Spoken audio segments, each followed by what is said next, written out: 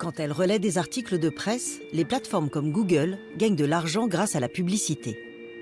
Alors, depuis plusieurs années, les journaux réclament une contrepartie financière en échange de la diffusion de leur contenu.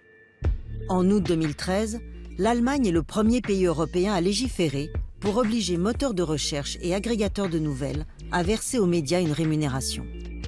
Mais 5 ans après sa mise en place, cette loi est un échec.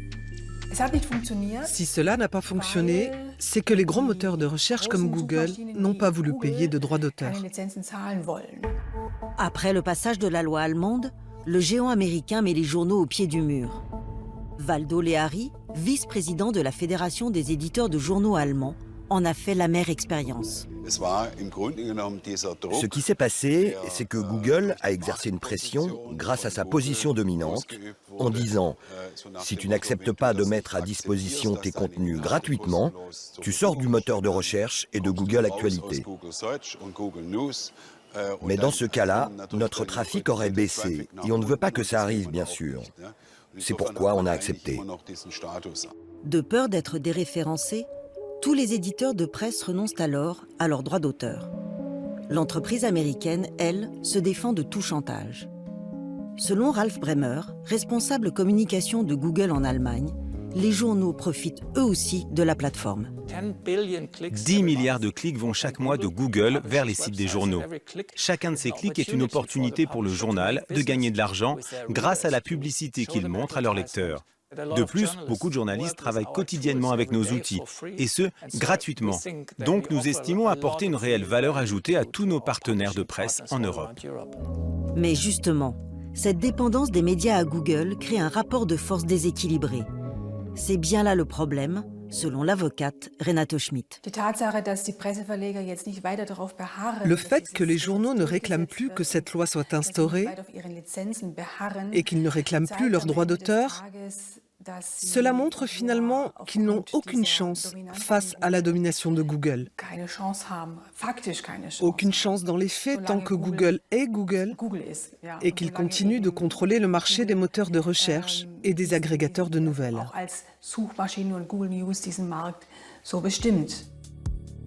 La mésaventure du seul média qui un jour a osé s'opposer à Google en est la preuve. En 2014, Axel Springer, le plus gros éditeur de journaux outre-Rhin, refuse que Google utilise des extraits d'articles de certains de ses sites, notamment du quotidien Die Welt. Google s'exécute, mais en moins de 2 semaines, les sites d'Axel Springer perdent 80% du trafic venant de Google Actualités. Un préjudice de 4 millions d'euros pour le patron de presse, qui finit par plier. Aujourd'hui, les éditeurs de presse allemands sont en procès contre la multinationale américaine. Mais la justice a statué pour l'instant ne pas avoir les preuves constituant un abus de position dominante. Reste un espoir pour les médias. En septembre dernier, les députés européens ont adopté une directive sur le droit d'auteur. Axel Voss en est le rapporteur au Parlement. On a l'impression que dans le domaine de la presse, les États pris individuellement ne sont plus assez puissants face aux gros moteurs de recherche. Et c'est une évolution que nous essayons de contrer. Validée par le Parlement, la directive doit maintenant passer par le Conseil européen avant de se voir peut-être appliquée au niveau des États.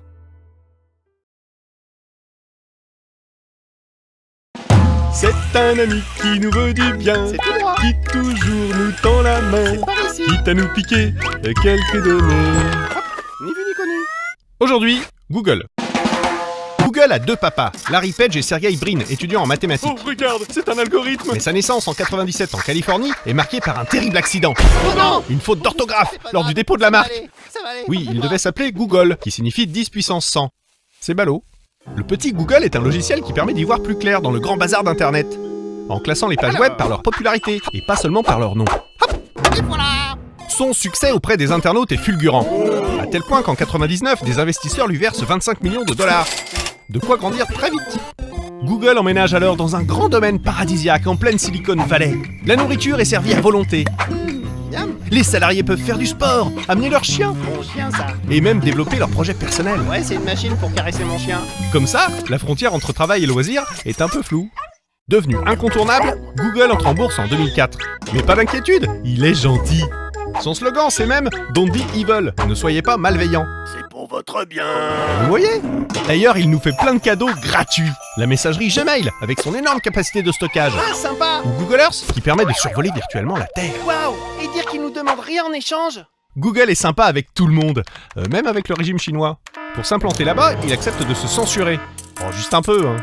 En même temps, les opposants chinois, pourquoi ils cherchent pas plutôt des vidéos de petits chats?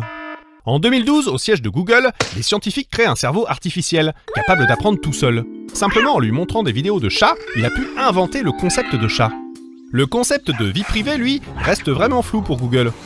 Les voitures de son service Street View, qui sillonnent les villes, aspirent des données personnelles, des codes Wi-Fi, des mots de passe. Ouh là-bas! En Allemagne, le gouvernement proteste. Google jure que c'était accidentel et s'en tire avec de petites amendes. Mais en 2014, Google est condamné en France pour sa politique de confidentialité non respectueuse des droits et libertés. L'amende s'élève cette fois à 150 000 €. En plus, le site doit afficher la condamnation pendant 8 jours sur sa page d'accueil. L'affront! Si vous voulez pas qu'on soit gentil, vous n'avez qu'à le dire, hein. Pourtant, certains, hypnotisés, perdent tout sens critique. Vous allez voir, ici, tout est génial. Salut la compagnie. Ainsi, l'acteur Vince Vaughn sort une comédie qui ressemble à une pub de 2 heures pour la compagnie. Je vous l'avais dit, génial. Et il fait ça gratuitement. Hey, ça va? Il faut dire qu'avec son milliard d'utilisateurs, la réussite de Google a de quoi fasciner. La société futuriste développe même des voitures sans chauffeur, Allez, dégage toi. ou des lunettes connectées, qui peuvent enregistrer toute votre vie. Madame. Bon, les porteurs de Google Glass se font souvent agresser, Tu vas arrêter de me filmer, toi? donc elles sont retirées du marché. Oh là là, cette notion de vie privée rétrograde, quand est-ce qu'elle va disparaître? De toute façon, il y a le temps.